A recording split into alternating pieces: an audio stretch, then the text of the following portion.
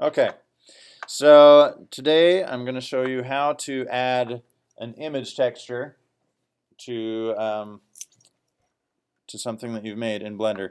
We're just going to start simple and add it to a flat plane. So I'm going to delete my startup cube and I'm going to add a plane. Okay, and let's put that in the middle here and let's scale it up really big. And oops. Do I need to change this? I'm using my laptop, so I need to change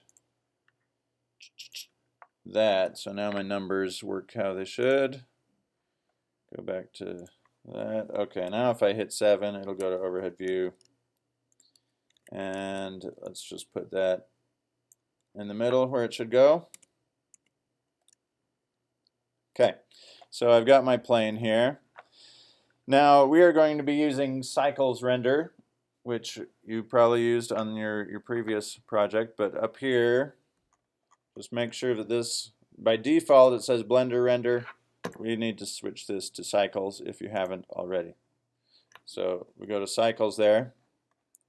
This just handles light a lot better than Blender render does. Okay, so right now it's still just our default color. So we need to add some materials to it. But first I want to divide it into 3 different windows. So I'm going to go up here in my corner and click on the corner and drag that out like that. So it makes one new panel, but it's exactly the same as the other. So now if I click here, there, now I can change this to say node editor. Okay. Right now there's nothing in the node editor, but I can just get rid of this thing on the side of it. It's empty because I haven't added any nodes yet. Now this one down at the bottom that is by default, it's our timeline. I can drag this up so I can see it better. I'm going to switch this one also to 3D view. So right now it's kind of the same as that one. You can rotate it around. But I want this one to show the rendered. Okay, so there's just my plain gray, plane right there. Alright, now let's add a material to the plane. And this is all really small because I'm showing it at the size of the projector. But if we go to our materials and I click new, now over here, see how our nodes have shown up? So these nodes will reflect everything that's over here in our materials panel. Okay, so for this plane, first of all, I want, instead of a, yeah, I'll keep the diffuse thing, but I'm going to add another shader here.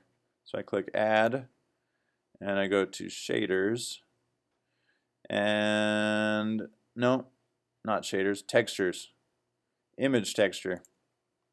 Okay, so I click that, and I'll just put it over here to the left of the diffuse one. So on this one, if I zoom in, see how on the image texture, right now it's empty, there's no picture in there. So I need to find an image to use as a texture.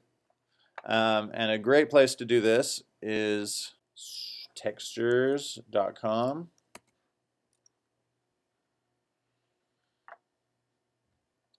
And textures.com. So you'll want to go here and create an account. So I've already logged in. If you've never done it before, then you just go here to create an account. And it lets you, it looks like you can download 15 textures every day for the free account.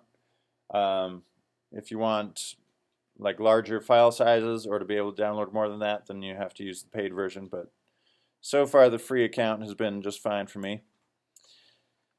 Okay, so I'm just going to choose any of these textures here. Let's go with ground. And you can choose different categories here: gravel, ice, snow, wood blocks. What do we want our, well, let's just do gravel. Wow, all kinds of choices here. This might be too much for what we're doing. What about hardwood floors? Did you see a wood thing? Bricks. Bricks will be fine. Ooh, medieval. Yes. Bricks. Okay, so I'm just clicking on different pictures, and then here it has the actual ones. Let's go with this sucker. Okay, so this one has 6 different versions, and notice how most of them are some kind of rectangular shape. So for our purposes, we want to find one that is completely square, and you'll know it because it says seamless right here. That means that it can duplicate itself around the edges. So if I extend it, then the edges match with each other, so it can repeat infinitely. Then I can click here where it says free download, so I click on that, and now we see that it is downloading.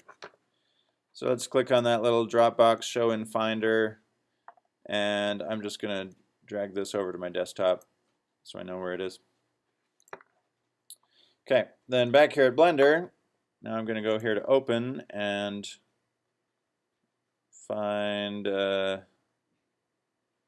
Desktop, Bricks, Open Image. Okay. I am missing something. Am I?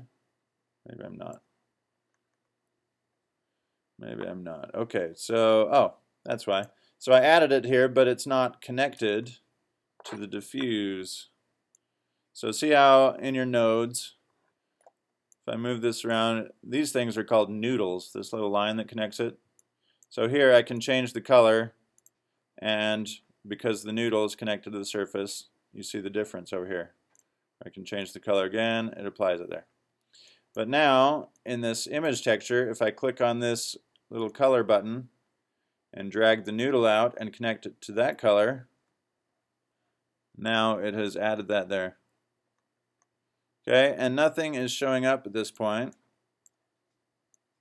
probably because it might be that my light is too dim. So I can select my light, choose Use Nodes. Let's crank this up to 1,000. Okay, still not seeing much, but now I click back on the plane. I'm going to pause this. Okay, is it recording again? Yeah. Okay, so what we need to do now to get our picture to show up is add another node over here. So add, and this one will be an input texture coordinate. So let's drag that over here, and this one has all kinds of little dots coming out of it. So in our case, we just want generated. So we'll click on that, drag our noodle down here to vector. Voila, there is our picture.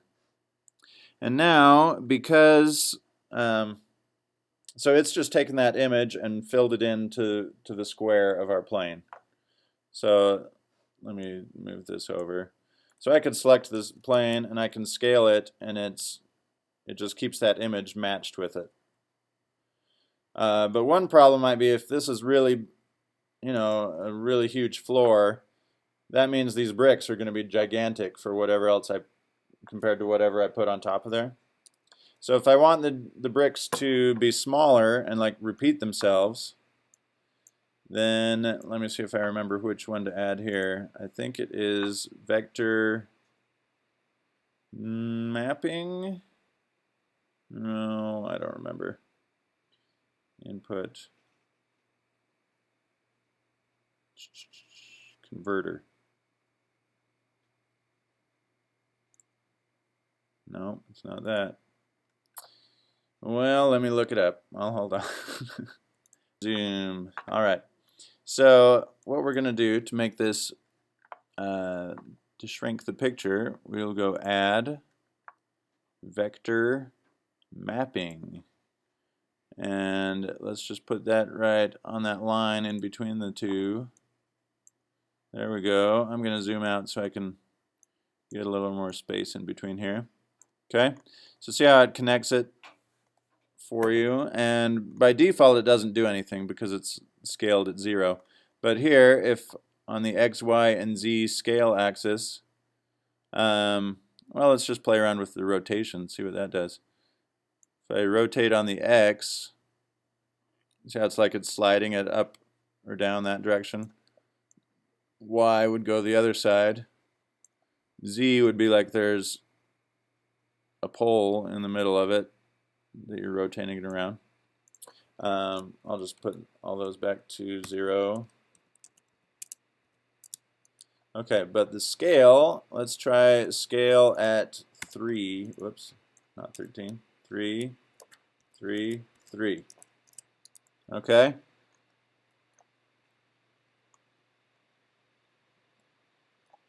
Whoa. Now my computer's frozen up.